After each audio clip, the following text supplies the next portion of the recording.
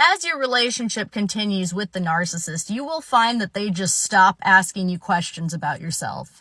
They really don't care about you or how you're doing or what's going on in your life because they only care about themselves. Their overinflated egos make it impossible for them to even give a hoot about you. They will always think that what they're doing is more important, more interesting, but they're really good at faking like they care about you in the love bombing first stages of the relationship. They seem to be incredible listeners. They seem to ask really good questions. They seem to be obsessed with you. And you get used to that, but then you get into phase 2 of the relationship, the devaluing phase. This is oftentimes the longest phase, timeline-wise, of the relationship. And slowly but surely, they ask you less and less about yourself until they're not asking you anything at all.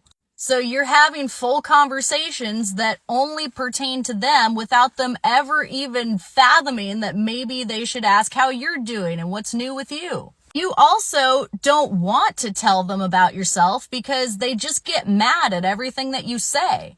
So you start to become extremely isolated in the relationship.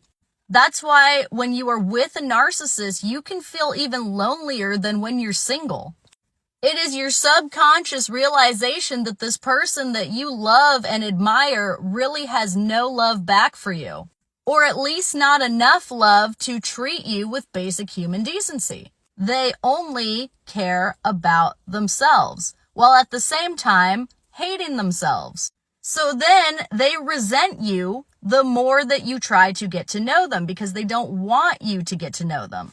So now you're in this weird part of the relationship where you're trying to fix things, you're trying to initiate that intimacy, and they don't want you to get to know the real them, and they don't want to know anything about you. So then you get stonewalling, you get silent treatment, you get verbal abuse, harassment.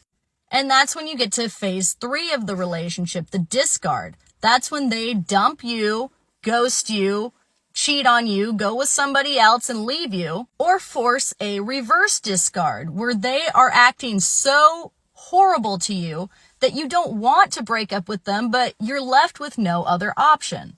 Then you're in phase 4, the inevitable Hoover. At some point, they're going to try to convince you that they've changed, and they're going to be really interested in what you're saying all of a sudden. But by that point, it is too late. Do not get back together with somebody who has no interest in you as a person when you're with them.